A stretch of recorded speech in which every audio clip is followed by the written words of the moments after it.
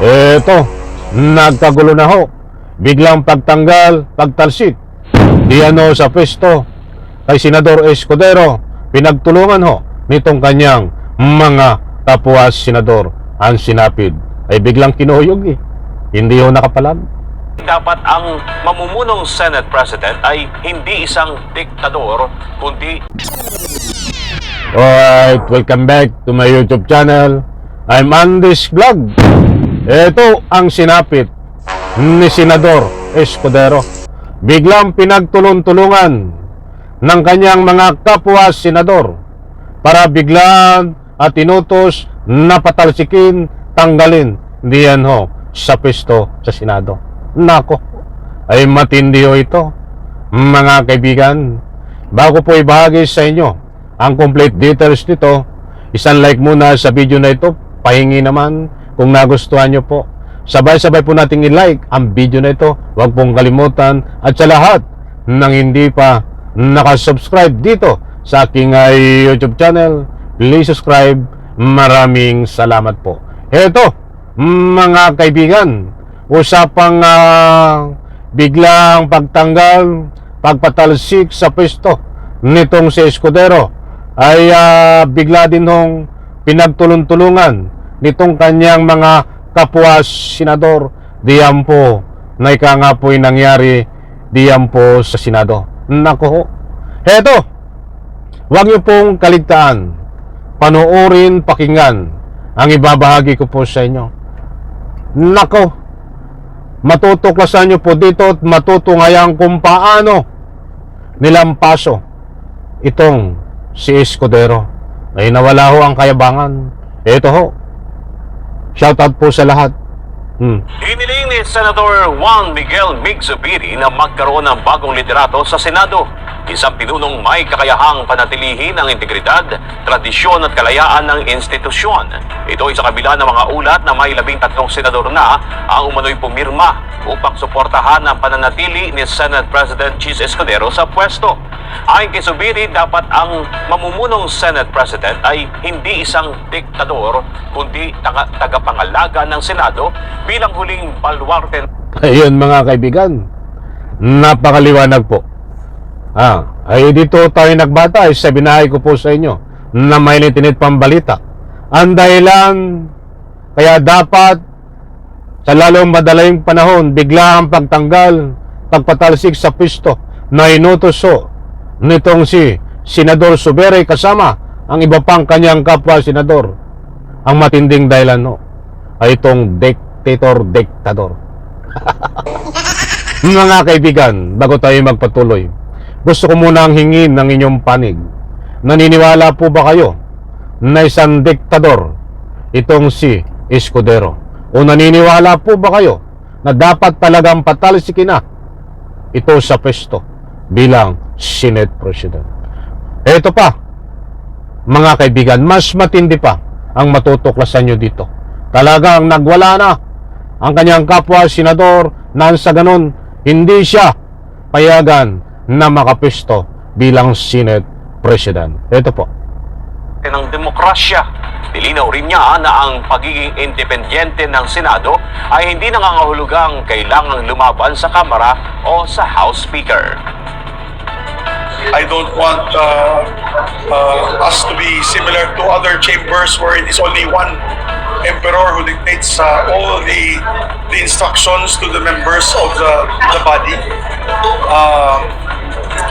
And if you ask me if I'm satisfied with the leadership of the Senate, I'm not satisfied with the leadership of the Senate. So I'm open to supporting other candidates for Senate presidency.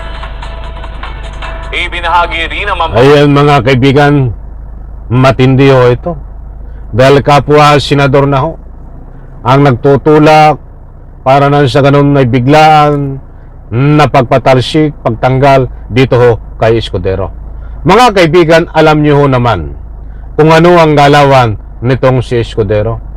Kaya nga ho walang impeachment pa, trial na nagaganap diyan ho sa Senado. Nandalo dito kay Escudero na niloloko ang kanyang sarili, niloloko ang taong bayan, niloloko ang Republika ng Pilipinas. Matalino ito. nagbubububuhan ho. Kunwari bubo, nang dahil lang ho sa kanyang hiding agenda. Kapalit ho ng pwesto niya. Diyan ho, bilang Senate President. Marami pong hiding agenda nito eh. Mga kaibigan, patuloy po muna natin ito. Patas na kabilang siya sa tinagurian nilang veteran block sa Kamara kasama. Ibinahagi rin ng mambabatas na kabilang siya sa tinagurian nilang veteran block sa Kamara kasama sina Senators Loren Legarda, Vicente Tito Soto III at Panfilo Ping Lacson. Ayon kay Zubiri, si Soto ang nauna nilang isinusulong na muling maging tagapangulo ng Senado. Ayun mga kaibigan, napakaliwanag naman ng ibinahagi ko po sa inyo na halos magwala na ho ito. Itong mga kapwa senador nakasama ho diyan sa Senado ni Senador Escudero. Matindi ang paratang dito kay Senador Escudero. Kaya't kung nasabi ko nga po sa inyo na itong si Senador Escudero ay kinuyog at pinagtulong-tulungan ho ng kanyang kapwa senador sa pangunguna nitong nabanggit ko na senador, ay nandahil ho itinutulak nila at inuutos na sa lalong madaling panahon ay biglang tanggalin sa pwesto itong si Escudero. Ay marami yung dahilan dito. Una, nabanggit ni Senador Zubiri ay isang dictator. Pwedeng madiktahan. Marami ho ang meaning nun eh. Pag sinabi kang isang dictator, mga kaibigan, ang nangyayari ho sa galawan at nababasa at probe na ho na galawan ito ni Escudero ay gumagalaw ho siya na binabiolate niya ang konstitusyon.